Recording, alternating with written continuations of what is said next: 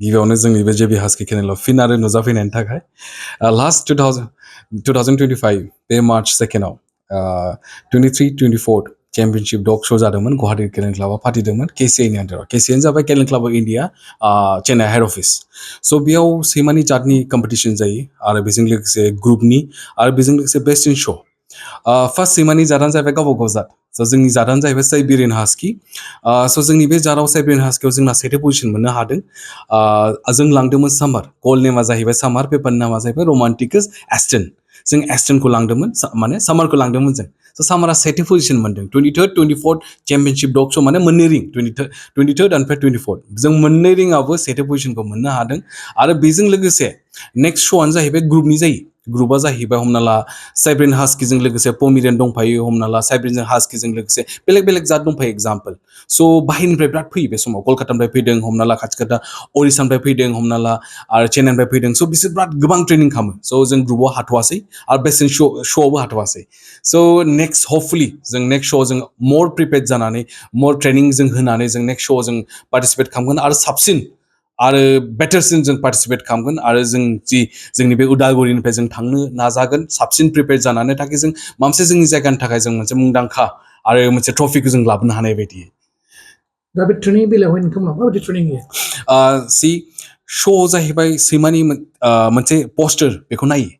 ओमफ्राय सैमानि गेटखौ नायो गेट माने सैमानि ट्रटिं माने सैमानि खारनाय उनथिंनिफ्राय बाल' बाल' खारबाय जानाय नङा सिगांनि आथिं उनथिंनि आथिं ग्रोब मिलायनानै ट्रटिंआव खारनांगोन बिसोरो ओमफ्राय सैमानि स्टेक माने सैमानि पस्टार सिगांनि आथिङा सिदा जानांगोन आरो उनथिंनि आथिङा सिदा जानांगोन स' बे मोननै बेलायाव नायो आरो सैमानि हाथाइ सैमानि बाइट होनना बुङो बेखौ नायो आरो सैमानि बडि सैमानि बडि साइज बडि शेप बेफोरखौ नायजोबो दा बेजों लोगोसे नोंथाङा जे गोबां हार्ड वर्किं सासे यां लाइमोन बुंनांसिगोन नोंथाङा नाथाय बेयावल' इनभल्भ नङा जों नुनो मोनो गोबां नोंथाङा कमार्सियेल लाइनावबो दङ माबायदि टाइम होनो हायो नोंथाङा सि टाइमा बुहुत मुल्यबान टाइमा खेबसे थांफिनबाथाय आरो मोननो थाङा स' डेफिनेटलि इट्स नट इजि जेराव आं मेनेजमेन्ट खालामदों बेचलर बिजनेस मेनेजमेन्ट जेराव आं MBA खालामदों स' आंनि मस्टलि लाइनानो मेनेजमेन्टनि लाइनावमोन स' बेसेबां हायो आं नाजायो आं टाइमखौ आं लस थांहोआबासिनो टाइमखौ आं वेस्ट थांहोआबासिनो टाइमखौ बेस्ट इउटिलाइज खालामनो नाजायो बे नङाखि आं पारफेक्ट आम ए लार्नार आं सोलोंथाइखौ आं लागासिनो सानफ्रामबो बे नङाखि आं रोंबाय आं गोरोंखा आं बिदि मालाबाबो साना आं सोलोंथाइखौ लागासिनो बेजों लोगोसे आं समखौ इउटिलाइज खालामनो नाजायो जेरै आं हास्किनि बेलायाव आं दायो बर्थमान सैमा फिसिनानै आं सानै मानसि दायो आं बिसोरनि लाइफखौबो नायनो हादों सानै हेल्पार दं आंजों बेजों लोगोसे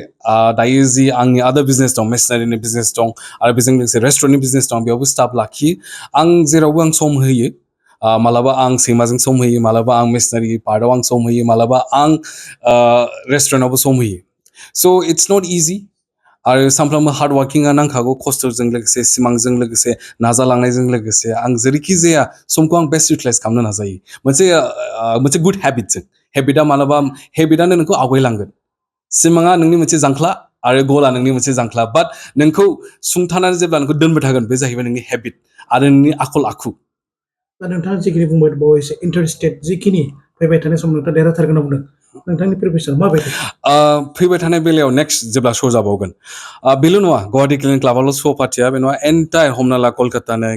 हमना ला चेन्नाइनो हमना ला बेंगलरनो हमना ला दिल्लीनो पान्जाबनो उरिसानो गोबां एभ्रि स्टेट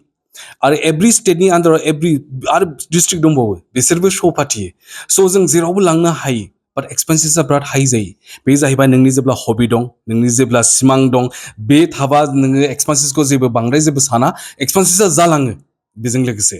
स' जों सानदों एबार आंनाव दायो 6टा फिसा दं 6टा फिसायाव माब्रैया बुक जाबाय मानै आं फिमेल लाखिनो सानदों बे फिमेलखौ आं मोजाङै ट्रेन खालामनानै नेक्स्ट श'नि थाखाय आं प्रिपेयार खालामनो नाजागासिनो अलरेडि आं सानखाबाय आरो बे मानै फिमेलनि थाखायनो लाइनेजखौ दोननो थाखाय मासे मेल आं कलकातानिफ्राय अलरेडि बुकिं खालामखाबाय बेखौ आं कलकातानिफ्राय लाबोगोन कलकातानिफ्राय फैगासिनो बियो अलमस्ट एप्रिलनि लास्टआव सफैगोन बियो स' बिदि नाजालांनायजों लोगोसे बिदि मोनसे प्लेनिं आरो प्लेनिं मोनसे नाजानायजों लोगोसे आं सानदों नेक्स्ट जेब्ला शो जागोन गुवाहाटी क्लिनिक क्लाबानो होन कलकाता क्लिनिक क्लाबानो होन बेंगलुरु क्लिनिक क्लाबानो जेराव आं थांनो हायो जेराव आं सम दिहुननो हायो बेयाव आं मर प्रिपेयार जानानै मर ट्रेनिं होनानै आं थांनो नाजादों आरो बे ट्रेनिंनि थाखायनो जोंनि बे उदालगुरि बायदि जायगायाव जोंनि गुवाहाटी बायदि जायगायाव गोबां आंखाल जोंनाव ट्रेनारा मोननो थाङा आरो सैमानि बेलायाव जों बिराद लेकिं जानानै दं आरो आं गोबां इउटुबाव टिउटरियेल नायो आरो गावखौनो आं सानो आम ए लार्नार जेखौ आं बुंखाबाय आं इउटुबनिफ्राय टिउटरियेल नायनानै आं सोलोंथाइखौ लागासिनो आरो बाहेरायाव माबायदि सैमाखौ ट्रेनिं होयो जेरै आं बुंदों सैमानि श'आव मा नायो स्टेकखौ नायो मोखांनि आथिङा बिराद मोजाङै सिदा थानांगोन आरो उनथिंनि आथिङा बिराद मोजां सिदा थानांगोन जेराव जातसा फैनानै बेखौ बिलिद फैयो बिनि हाथाइखौ नायो आरो सैमानि हाथाइखौ नों मोजाङै दिहुननानै देखायनांगोन सैमानो बाइट माने हाथाइनि सिजोर बाइट दं इन शर्ट आउट शर्ट गोबां थायो बाट मस्टलि कमना सिजोर बाइट होनना बुङो बेखौ नायो सैमानि स' सैमानि हाथायाबो थिग थानांगोन हाथाया फेरखं जानाय नङा आरो सैमानि बडिनो सैमानि लानजायनो बे माबायदि थादों आरो सैमा अख्रा सैमानो हमना ला श'आव सैमा लांबायनो सैमाखौ जाथसानो दांबायनो सैमा नेरबायसोनो स' बिदि सैमा डिसक्वालिफाइड जागोन आरो स' बिदि सैमाखौ नों ब्रिदिं खालामनाङा मानोना सैमा अख्राखौ नों जुदि बांद्राय ब्रिदिं खालामना नेक्स्ट लाइनाबो अख्रा जायो स' श'नि मेइन जाहोनानो जाहैबाय सैमानि मोजां लाइनखौ दोननो नाजानाय स' आंनिबो बेनि एमा जाहैबाय बेसेबां साइब्रिन हास्कि दं इण्डियायाव आं वान अफ द बेस्ट जानो नाजागासिनो फिउचाराव ताकि आं मोजांनिफ्राय मोजां लाइनखौ जोंनि उदालगुरि बायदि जायगायावनो आं दोननानै बाहेरायाव हरनो हानाय दासिम जिखिनि बे हास्कि बे सैमा फिसाखौ फिनानै बेसेबांसो रां आरजिनो हाखो रांनि बेलायावथ' आङो नाय दायो जि सैमा दं हमना ला दायो आंनाव 6टा फिसा दं हमना ला माब्रैया बुकिं जाखाबाय अलरेडि मानैया गुवाहाटि थांगोन माथामानो गुवाहाटि थांगोन एबार मासे दिखियाजुलि थांगोन स' आं मासेयाव 35,000 40,000 खरि हरगासिनो दायो ओमफ्राय दायो जि फिसा मानै दं